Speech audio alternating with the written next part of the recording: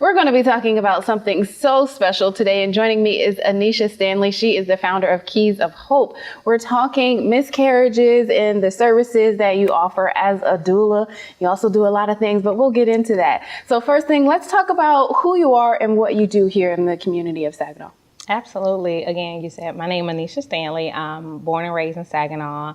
I'm a founder and the president of the Keys of Hope Foundation, which is something my husband and I created together in 2019. We created that after our own personal experiences with pregnancy and infant loss. Yeah, so talk about, if whatever you're willing to share, talk about that journey that you had of losing, a baby. Yeah, so my husband and I, we've been together 22 years as of October 3rd.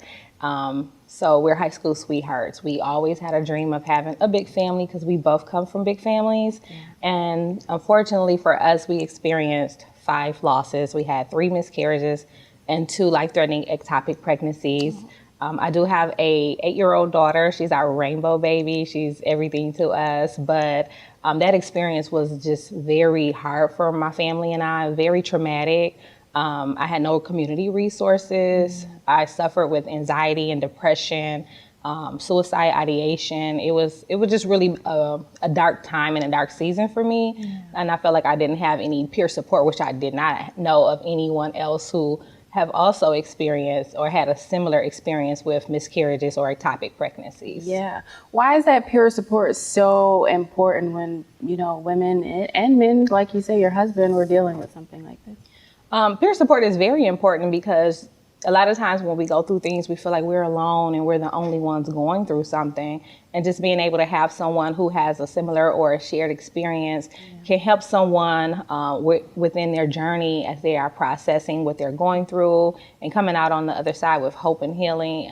For me, it was very important that I had community. It's something that I always tell my girls in my support group that, hey, I didn't sign up for this, but just being in community with others who understand you, who I say speak your language, who understands the battles that you live with. Even for myself, being 5 years post losing our last baby, there's still some days where, I'm struggling with a little angst or I'm feeling a little down, and just being able to reach out to someone who understands how I'm feeling and what I'm processing still and what I'm going through, it really helps. Yeah.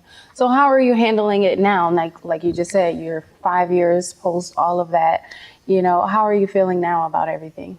Honestly, I'm doing good. I'm really doing good. I think that every time I'm supporting families or facilitating a support group meeting or planning an event or doing something, I feel a layer of healing within myself, but like a layer of the trauma and the grief that I've experienced fall away, because I know that this is something that I'm anointed and purposed to do. So just being able to help others get back to a life of living, one of filled with hope and encouragement, just being able to help someone else is really important to me, and it helps me as well.